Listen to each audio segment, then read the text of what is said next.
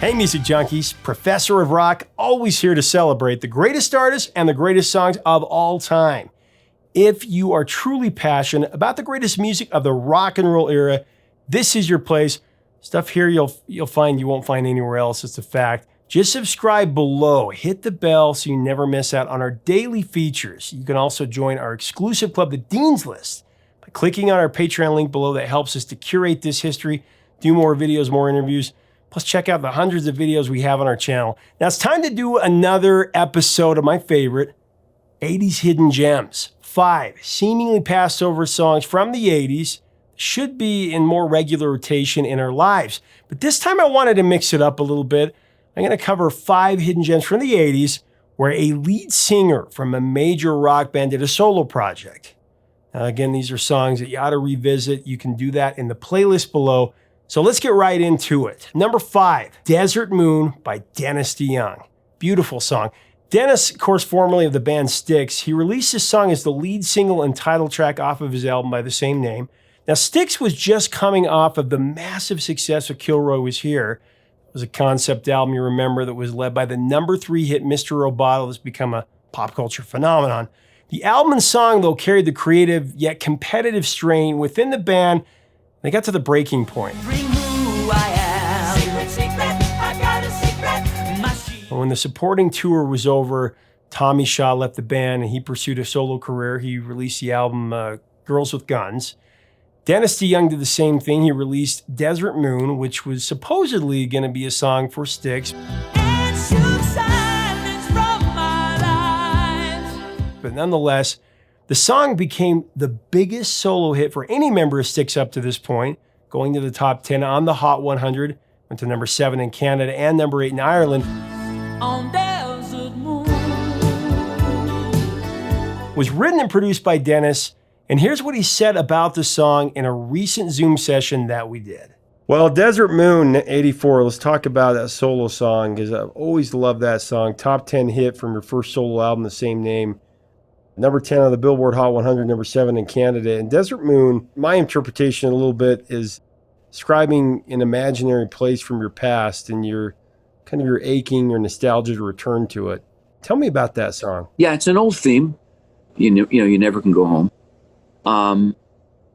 The desire, which is really what my audience is based on. I mean, I still tour and people come and see me. It's all based on one simple idea.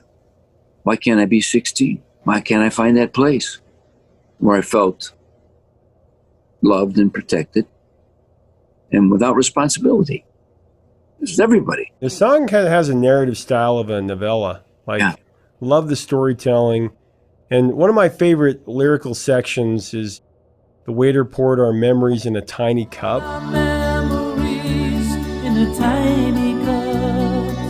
We stumble over words we long to hear.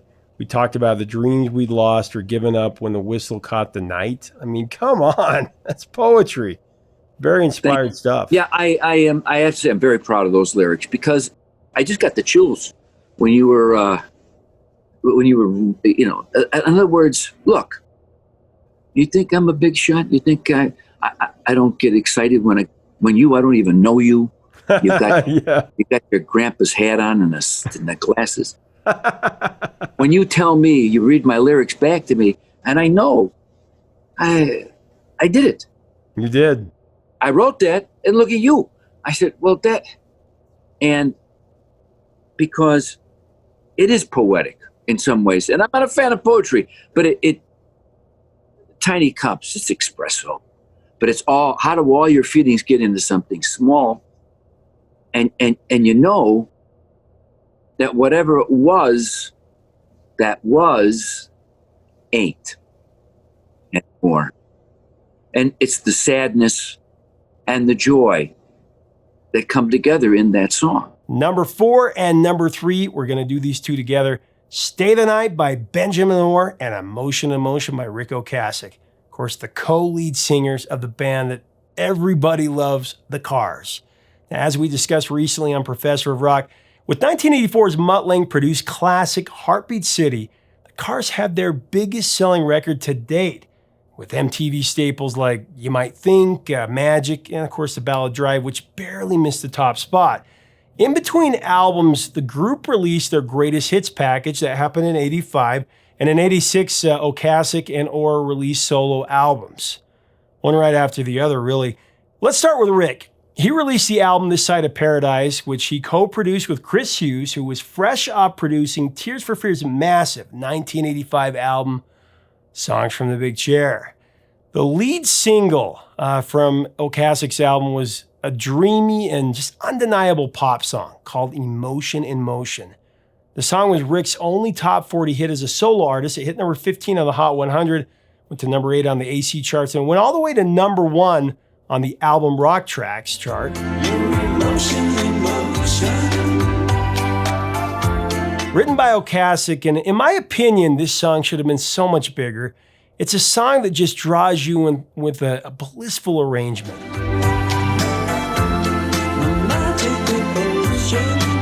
Emotion in Motion is definitely a magical potion. My favorite part is when he stretches that falsetto in the pre-chorus.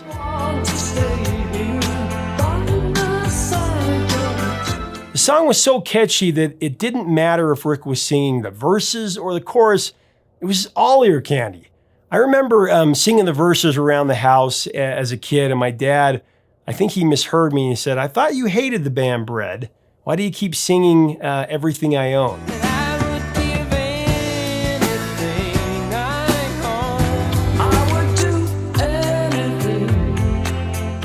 Roland Orzabal from Tears for Fears played guitar on this song, and Greg Hawkes played bass and keyboards, and that was actually the case with most of Rick's solo output, with a memorable video that always reminded me of the movie Labyrinth. Came out about the same time. It was said a few days ago in the comments section. A viewer with the screen name Phil T. Duck said something that I really related to. He said, and I quote, "Rick became a bona fide hero to us geeks and nerds when he married the hottest chick on the planet at the time. This is when we realized that anything was possible." Totally agree. I remember in the 80s when Rick married Paulina Porizkova and Billy Joel married Christy Brinkley. It gave me some confidence for sure. And you know what? I ended up marrying a total babe, as we would say in the 80s. I swear everywhere I go, people are like, "She's with him? What?" Anyway, a few weeks after Rick was in the top 40 with Emotion in Motion, Benjamin Orr entered the top 40 with the synth-heavy hit Stay the Night. Written by Benjamin and his then fiancée Diane Gray Page, the two separated in 1990. The song came from his lone solo album titled The Lace.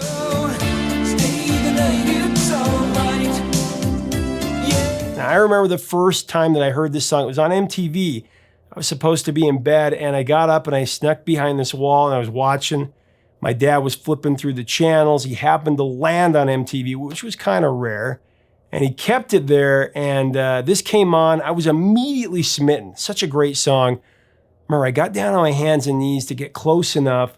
I crawled over to see the credits, they had at the bottom all the time. And just when I saw it was Benjamin Orr, my dad caught me red-handed. "Get back to bed." I got in trouble, but it was totally worth it. And the song peaked at number 24 in early 87. Also hit number 2 on the AC charts and number 6 on the album Rock Tracks chart, right there with Rick. The Cars reunited soon after that to record 1987's Door to Door, which would be Benjamin Orr's last album with the band, unfortunately. Cars also had their last top 40 single, You Are the Girl. Number 2, Surrender to Me, the duet between Ann Wilson of Heart and Robin Zander of Cheap Trick, from the motion picture soundtrack of the 1988 film Tequila Sunrise. So baby, surrender to me. Of course, starred Mel Gibson, Michelle Pfeiffer, and Kurt Russell. Written by Richard Marx and Gino Vanelli's brother Ross Vanelli. Ann Wilson never did a solo album in the 80s. She recorded 3 songs that were on movie soundtracks for popular films. She did another duet, of course, with Mike Reno. We've talked about it, the top 5 hit Almost Paradise, which was the theme to Footloose. We have the story straight from Ann Wilson and Mike Reno, and you can find the link below to that. Definitely want to watch. It's fun. Then Ann did a song for the Eddie Murphy comedy The Golden Child. It was called The Best Man in the World. And then Surrender to Me with Cheap Trick's dynamic frontman Robin Zander. So great.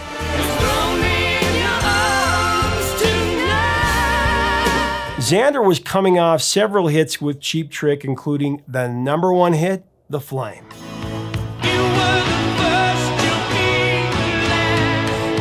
The duet went all the way to #6 on the Billboard Hot 100 in the spring of 1989. I had the opportunity to talk to both the songwriter, Richard Marx, a man who pretty much ruled the last couple of years of the 80s, as well as Ann Wilson from Heart about this song. Here's what they both had to say about it. Robin Zander is one of the better male singers of our time. Absolutely. Not only rock, but he has been known to sing Gilbert and Sullivan. Mm-hmm. And you know, he can just do just about anything he wants. Yeah. Surrender to Me was one of those moments where 2 record companies went, hey, this might work. Right. And little did they know that Robin and I already knew each other. We'd already played together a lot with Cheap Trick. Mm-hmm. And we just had a blast. You know, we just got together and laughed and did the session and went back to the hotel afterward and had more of a blast. It was just pure fun. And it was so great to get to sing such a beautiful song with such a beautiful man's voice, person as Robin.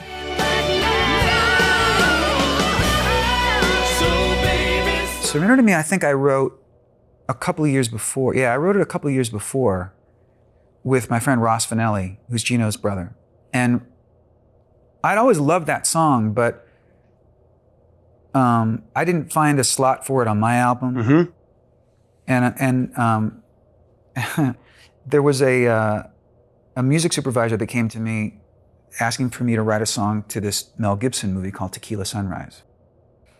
And so I wrote, when I saw the film, I don't know if you've ever seen it, and it wasn't a huge hit, but I really liked the film. With Michelle Pfeiffer. And Kurt Russell. And Mel Gibson plays a drug dealer trying to get out of it, trying to go straight.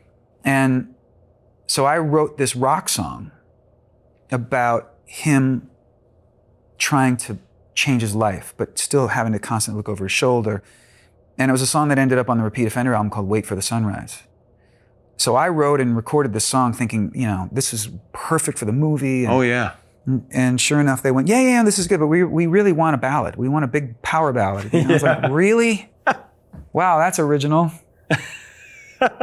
So I sent them an existing song, which was Surrender to Me, and they loved it. And then they got Robin and Ann to sing it. What did you think when you heard it? Because you're probably a fan of their work, right? Oh, no, their vocals are incredible. I remember thinking that it felt very over the top to me.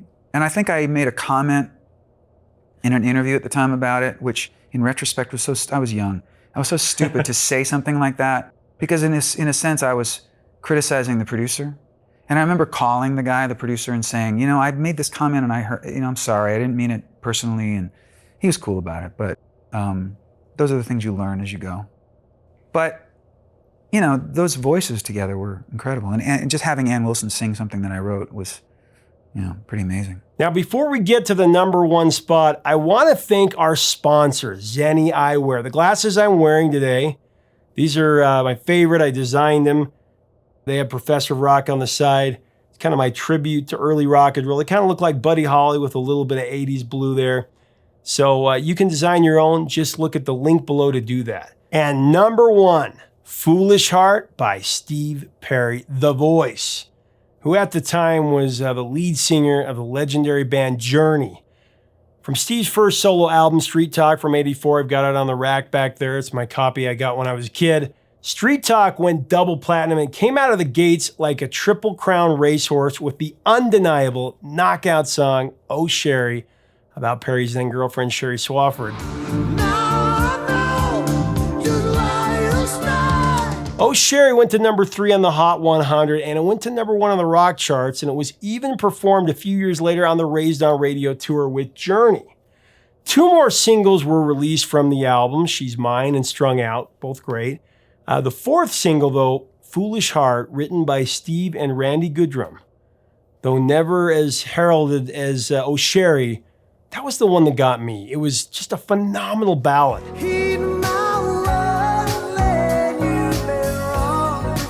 At times, Steve reaches levels that are absolutely gut-wrenching.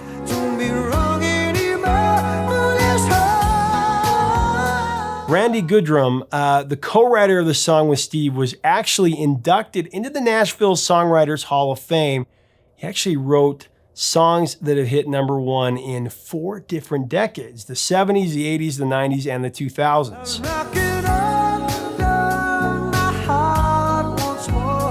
I remember hearing the song one day driving with my dad. My dad he just found out that his own father, who had abandoned him when he was just 8 years old, that he died of a heart attack. He was an alcoholic. He was very abusive. My dad hadn't seen him again after that day when he was 8 years old. My dad just drove, looking forward in silence. I sat there and this song was playing. And there were so many things that I wanted to say to my dad in that moment.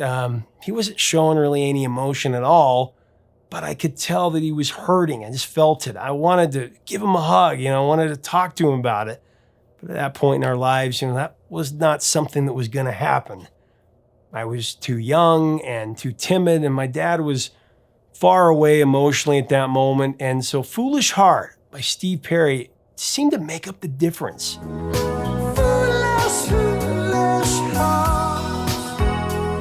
It twisted my heart in knots, and I could tell that it was having an impact on my dad as well.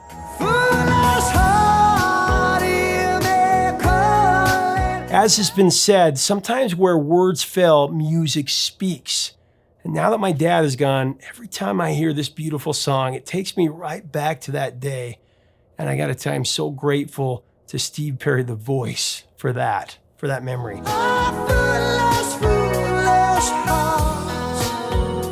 Foolish Heart went to number 18 on the Hot 100 and number 2 on the AC charts. It was covered by Sharon Bryant, formerly of the soul group Atlantic Star, in '89.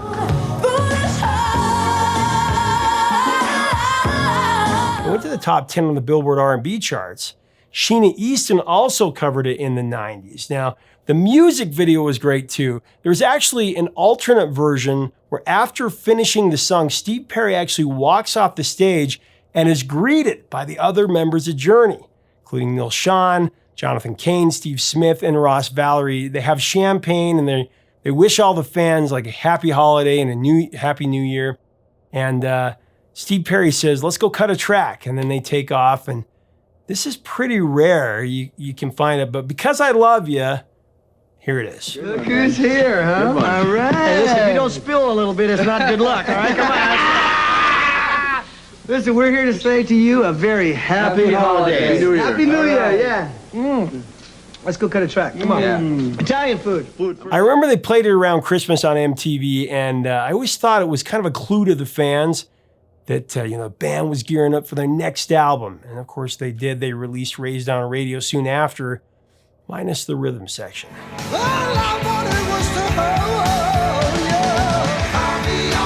So there you have it. 5 more hidden gems from that wondrous decade, the 80s. Now leave us a comment about these songs and the artists. What other songs should we cover on here? Other subjects? Mix it up a little bit. And what are some of your memories of these songs? Some stories that you have? Share them with us. You can hear this on the YouTube playlist below all the songs. Also, go to our 80s store below. We have books and music and shirts, all handpicked by me. If you like our content, I do invite you to be a member of our community. Go subscribe. Hit up our Patreon as well. I think you'll enjoy it. Check it out. Until the next time, 3 chords and the truth, my friends. Stay safe.